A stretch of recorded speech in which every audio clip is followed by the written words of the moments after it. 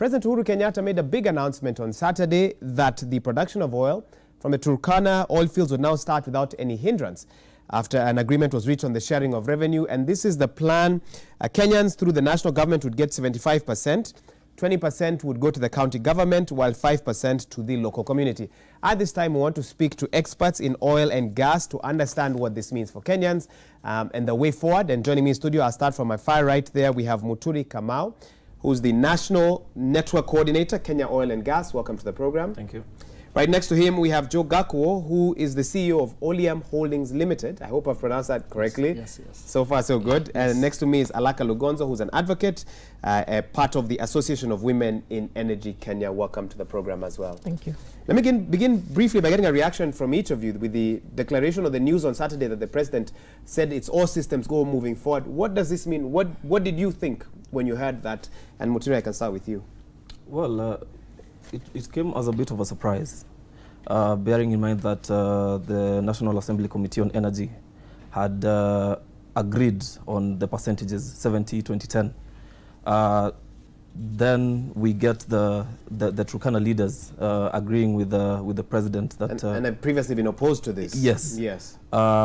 We of course we'd like to know the deliberations, the discussion, what went down, you know, because it all comes down to perspective, especially for communities. Because if you, for example, go to Turkana, they talk a lot about the 10%. They want that 10%, but it's 10% for what? They're not really sure about what this is. So the fact that they want to make their lives better, like what they see in Nairobi and other countries, I believe. But sorry, go ahead. Yes, of course, the benefits that they are getting right now from corporate social responsibility, but that 10% for communities, they're yet to grasp what it really means for them. Okay. And that is why when you talk about 5%, it does not augur well with them. So whatever the discussion went down at State House, we'd really like to know exactly what were the agreements. Sounds like the handshake all over again. And we want to let you know we did ask a representative from the Ministry of Energy to join us. We sought to get someone who could join us on this panel, but we were not able to. Joe, let me come to you. Even as you gave us your reaction, let us know your thoughts about the early oil pilot scheme. It was set up after the delay in the Petroleum Bill 2017, and there are many who feel that it's a loss-making venture. I think you put in 4 billion and we're not going to get that money back. But the government, I think, is using it to kind of test and understand how this system will work. Let me get your thoughts on that, even as you give us your reaction. Two things. One, I was happy that at least there was an agreement on the revenue sharing formula. One, because we have we have had a lot of time discussing this issue, and it took a political turn even during the 2017 election. It was a very hot potato, if you remember. So having the leadership, the political leadership agree, I think for me that was very important. And having been led by the president, who is the head of the national government, and Nanok, who is the governor to Turkana, as well as the chair of the Council of Governors, is a positive move. Because now it allows people to start now having a conversation of how do we move forward. With regard to early pilot, it also became a victim of all those discussions. Okay. And that's what you feel? Yes, and there's quite a number of factors that come into play. Yes, it's true. It will not make us money. And even the PS, Kamau has spoken about it, that this is not a money-making venture. But it allows us to prepare the way for full-field development. So it's important that we do it. It's probably maybe a small price to pay as a country, as we get our infrastructure ready, understanding how the market would react to our oil, figuring out how all the logistics would work, and for those businesses that get the work is also some business. So for those who are thinking that we are now out of our problems, that money will start flowing in, not yet. Not until. In fact, we are very far away from that. Yes. We are very far away. I'll come back and find out how far. Let me bring in Alaka Lugonzo also to have this discussion. Even as you give us your opening thoughts, I'm curious about the name of your organization, Women in Association of Women in Energy and Extractive. My goodness. Okay, tell me a bit about that organization and what it does. Okay, we are association, of course, of women who are trying to engender the oil, gas, and mining value chain. Therefore, we appreciate that the profession, as you look at it, is very male-dominated, as you can see. Therefore, we are trying to create awareness around the opportunities that are there. I'm a trained oil and gas lawyer, therefore there are opportunities outside there, and we don't really have the women who are coming forth and saying, I'm here, I'm a geologist, I'm an engineer, I'm an advocate, and just basically trying to engender the value chain. Okay. Yes. Let me get your thoughts on your reaction to the news that production of oil will now begin, and at least the transport of the oil to Mombasa, I believe, to be sent out there. And also, your thought about the early oil pilot scheme. Opponents are saying this thing is a waste of money, it's a waste of time, we shouldn't be doing it, but others say no. He says no, we need to do it. Okay, I guess from the legal perspective, I'll talk about the issues of the laws that we have. This is it's a big thing for the country, but we do not have any legislation as we speak. The petroleum bill is still out there, the local content bill is still out there, the national revenue sharing bill is still out there. Therefore, we're having decisions that are being made, some political and some not. As he said, we have not been in the seat, and we don't understand what is going on behind the scenes. Therefore, for me, I feel like let's put the legislations down before making such big decisions, because 5% for the community, have they been explained to what this 5% is? We do not have an authority or a board that is going to manage these resources. So for the pool of Turkana, they probably don't have the absorptive capacity because they've been marginalized for donkey's years. So therefore, there's a lot of work to do, a lot of groundwork to do, even at the county level, even at the national government, because as they say, it is a new sector, but there are a lot of things that we have to do even before making those the grand decisions. But really, let me come to you. Kenya's oil has been described as sweet and light. This is slang for oil that is low in both sulfur content and density. For those of us who may not understand, talk to us a little bit about the kind of oil that so far has been confirmed is available from Turkana, that's Lokichar, or whatever parts of the country, and the potential as well, if well utilized or harnessed. Yeah. So the government says that the amount of oil that we can get out of Turkana is about 560 million barrels. Okay. Yes, and it all comes back to the API when you're talking about the sweetness or the thickness of crude. But we need to know when exactly the government is going to break even with the company. Of course, the investor needs to make his own money. The government needs to make its own money. Now, this might take approximately, let's say, 25 years. It could take 25 years, 30 years, who knows? And by the time the investor makes back his money, we also do not know what percentage the government is going to get. It might be 10% out of the 90%, the 100% that the investor is going to get back to themselves. So yet again, when we're talking about, okay, the 10% that we get, how, for example, that's just an illustration. For example, it's 10%. How are we going to ensure that all of us benefit? I can maybe just also, because there are other places where exploration is happening right now. There needs to be a shift from Turkana also, because, for example, Lamu right now, they're exploring gas. Yes. So what happens, for example, if we actually discover commercial quantities of gas? So for me, the announcement by the president, I expected to see more of county government leaders also at the forefront, because it would have shown that we are not only talking about Turkana. There are other places where exploration is happening, and once discoveries are made, we need 2 or 3 more. Then I am pretty sure when now we can actually sit down and discuss about this 10%, be it 5% or 10% or 70%. Okay. Yes. Okay. And Joe, what are your thoughts on this? Even as we know that this is the early oil pilot scheme, but we expect from 2021 commercial production and exports should also take place after the pipeline is concluded. And you can also talk a little bit about the construction of that pipeline. I may disagree straight with Moturi on the fact of the involvement of the other counties, because I think by the virtue of the presence of Turkana Governor Nanok, he was not only representing Turkana, but he's also the chair of the Council of Governors. And in his communique, you realize that he has mentioned that, okay, the Council of Governors agrees to the whole formula that was created. So you see, by having him there, he was there on behalf of all the other 46 He represents governors. the other counties, and yes, a lot is going on in the country, and probably we would play. When you put everything into perspective, Turkana oil is not that much. It's a drop in the ocean. I mean, we are talking of what, 560, 750, maybe to a maximum of 1 billion barrels. Uganda has had 6 billion, which has not been taken to market yet. So when you consider the region, I mean, South Sudan, you talk of 3 to 6 to 7 billion barrels. So we are small, player, but that's why I agree with him that, you know, the rest of the counties, Lamu is doing something. Something is happening in Kajiado County, in northern eastern, the entire belt of northeastern. There is oil and gas exploration. So yes, there needs to be a shift, but you see that shift will come with something being discovered, so that then we can also not always be talking of Turkana. Okay. Okay. Because right now it seems like it's only Turkana. It's only Turkana. Turkana. Happening. All clear for Turkana oil, but a lot of questions, and I'm hosting stakeholders to have that discussion. Alaka, who is a oil and gas lawyer, was now about to give us her thoughts on the government's plans. But before that, when we were actually off air, we were talking a little bit about this and saying, help us just understand briefly from a legal perspective, what was the Petrol bill supposed to do? When it is complete, what will it help sort of guide the process, okay, you know, with in regards to, yeah? Basically with this is we understand that we have a production sharing agreement. This is the agreement whereby the IOCs get into with the government. So this allows us to have parameters in which this oil is explored.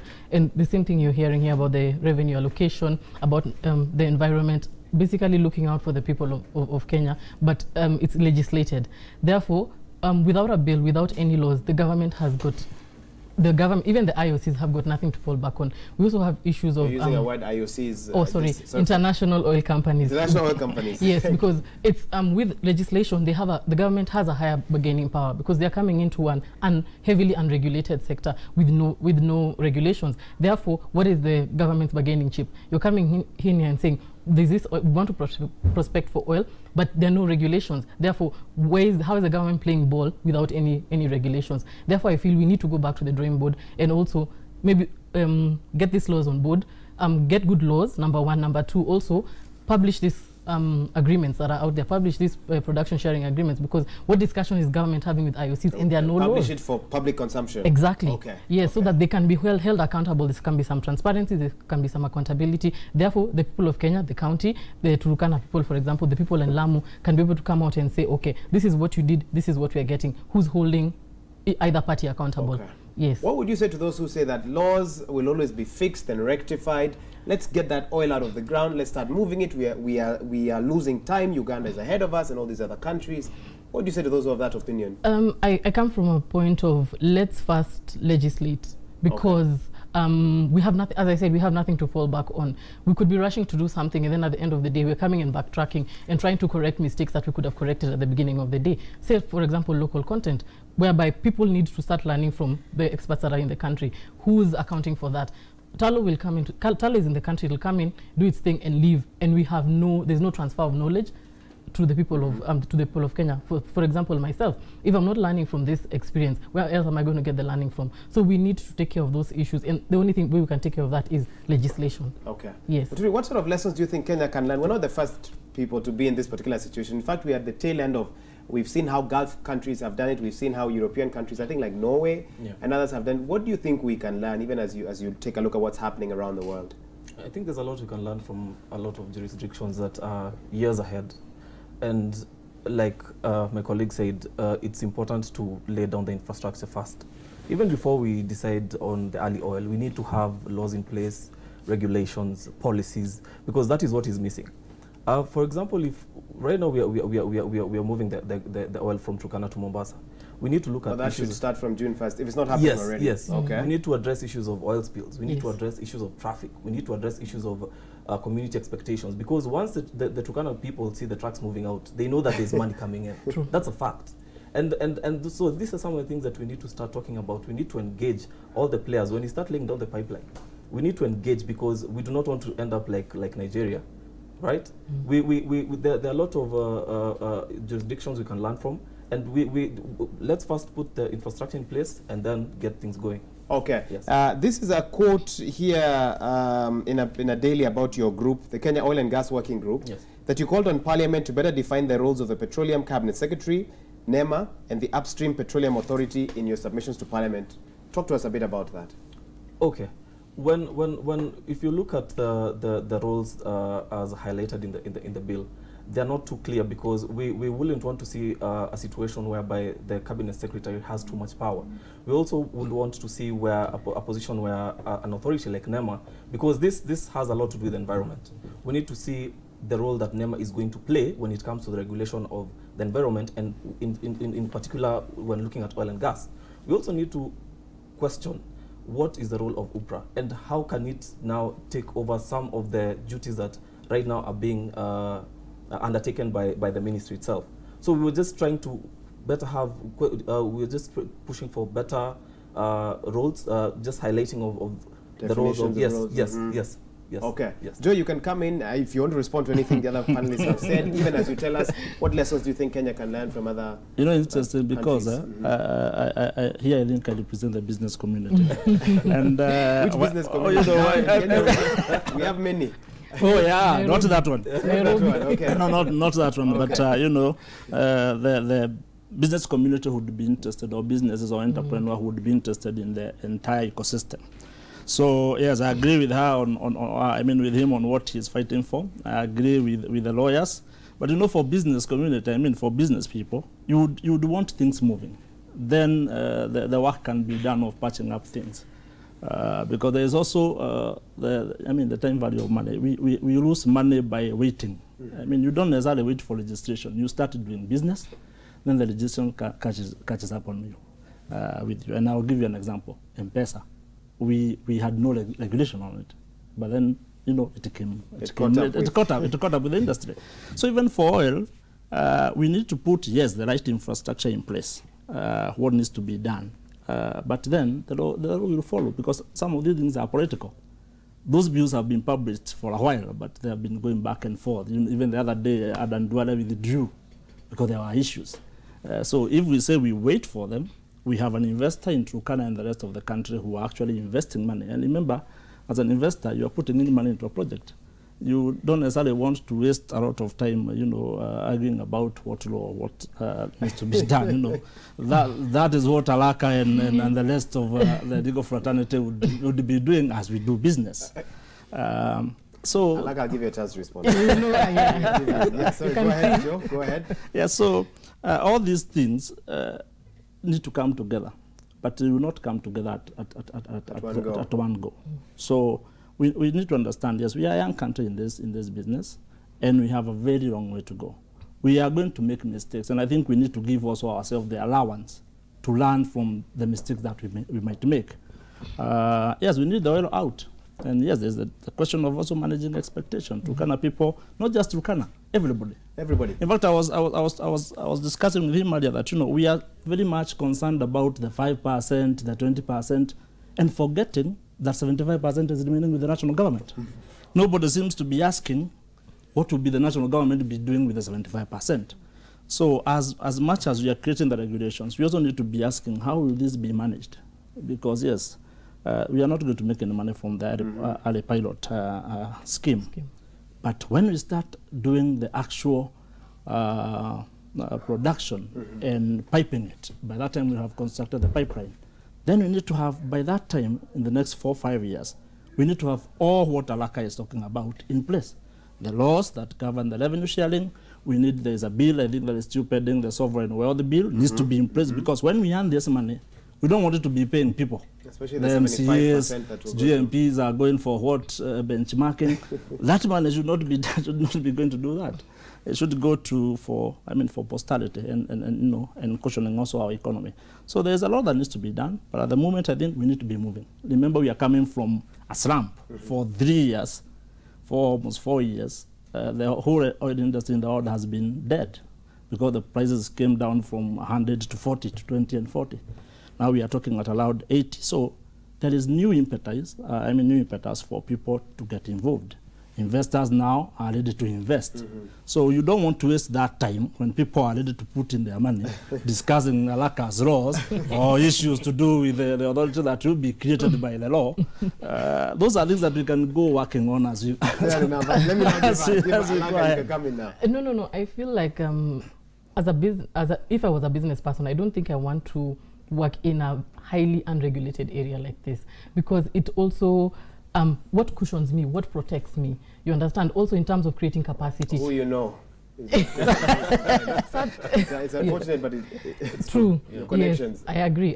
And secondly, how do we create capacity also? Because I believe regulations and allow us to create capacity around the oil and gas sector. We are saying it's a new area, and how do we allow people to even come in, even the businessmen, even for people who want to study, people who want to become experts in this area. I feel there's a bit of a cushioning when there's some regulation somewhere out there. But at the same time, Alaka, we are not operating in a lacuna. It's a popular word that you guys use. There's some laws that still at least govern the operations. The new ones are very specific to the upstream. Okay. Yeah. But as I mean, in terms of our business environment in the country, there are laws that still govern operations, even as we speak. Fair enough. Alaka, go ahead. Yeah, okay, maybe also I should say, maybe I also think we need to manage expectations, as he said, and also the information that we put out there, because there's a lot of misinformation, and it's because people do not want to actually go and get this information. Come to the people who are actually in this, in the system, like we are here, and ask us, hey, what is happening? What do you think about this? Because I also feel like, sorry to say this, but the media also puts out a lot of, sorry to say this, I don't know if I'll ever come back to Citizen, but yes, you also need to manage these expectations and have the information that is coming out be extremely accurate. If you were to give Kenyans a realistic picture of where we are right now in one sentence, what would you tell them? I feel like we're still in the trenches. We're still in it. So we're not going to see that money anytime soon? No. That's the reality. And it's still a very long, complicated process. Let's do the agriculture we've been doing. Let's do the manufacturing we've been doing. Yes, because we are in the trenches. I'm sure they agree with me. Okay. Yes. You can come in now. And I hear that some of the first recipients of this early oil is China and India. I think so. I read that in an article yesterday, said to be the first buyers of our oil. Where is the oil movement now happening globally also? Let's take the discussion beyond Kenya. What can you tell us about oil trends around the world from what you know? First of all, you need to understand that oil largely depends on the global prices.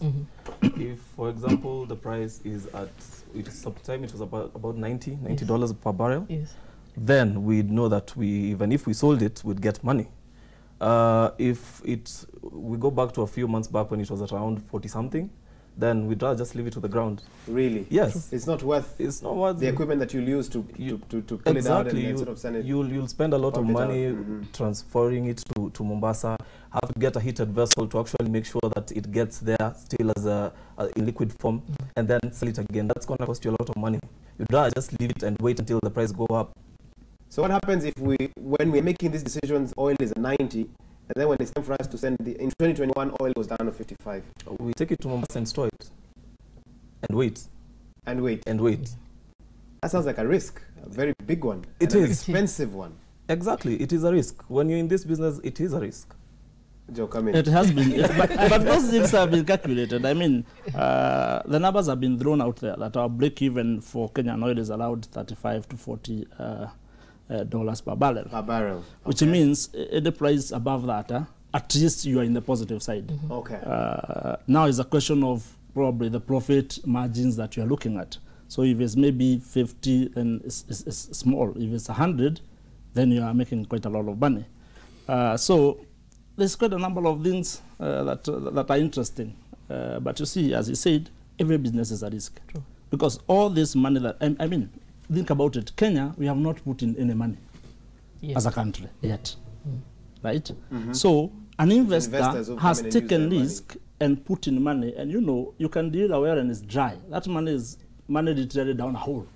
Like you take your 100K and just go to the toilet and pour it, and then you forget and move on to the next pit rat in. So that's exactly what these guys are doing. And so I have a different view of, You seem very optimistic. I am optimistic. What do you know that they don't know?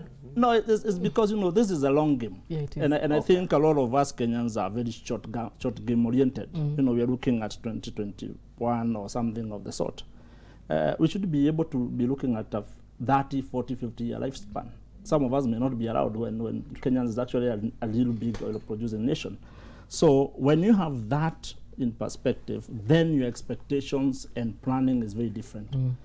Because these investors that we are talking about, the reason why they scale down when prices go down is because they are like, okay, fine, it's still going to come back, and I don't want to put my money down a hole. Okay. So it's the same mindset that we Kenyans also ought to have, that yes, we have found oil. Majority of us Kenyans may actually not be allowed when our kids are enjoying the prosperity. Even if you compare to other nations like the Gulf, when they started, most of the guys now are not allowed, but they are a prosperous nation. Yeah. So we are enjoying what the Gulf nations have put in place. So we need to put measures into place that are long-term, you know, and look at the industry as a long game. And even when we discuss with the business community on how to engage with the sector, the conversation is not that you stop what you are doing. Yes. It's how do you integrate what you are doing, how do you integrate oil and gas into what you are already doing. Okay. If a citizen, you are already doing other businesses.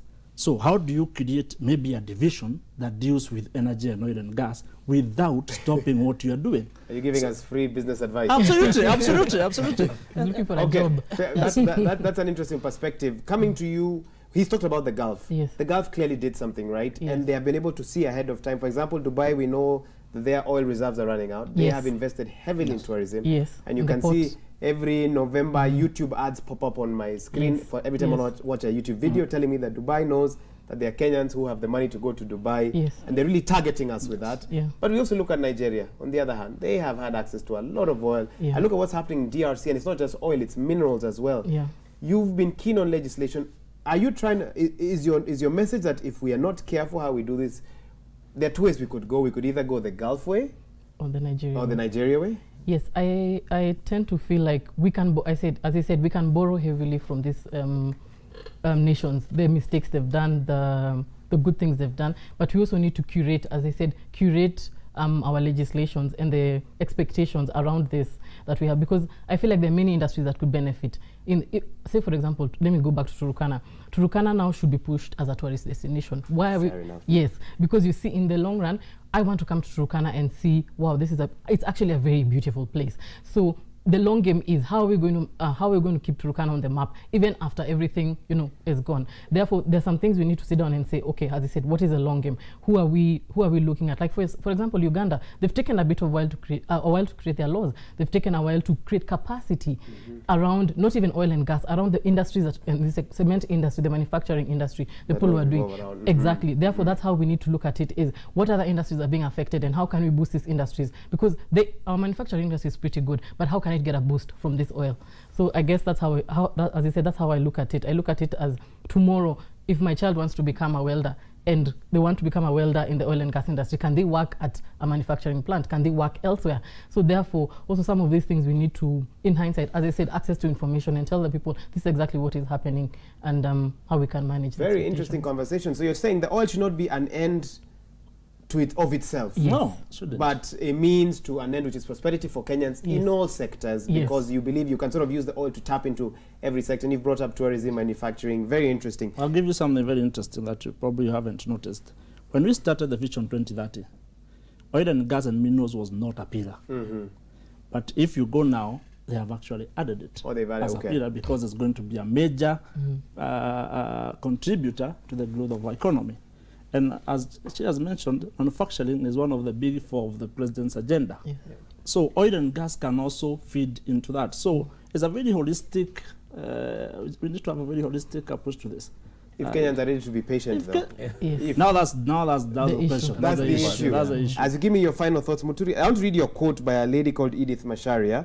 She said it's a plea to the Kenyan government that they should begin investing in renewable energy. This is where the world is headed. Yes. Investors are giving more than $300 billion for investment in renewable energy, such as wind energy, solar power.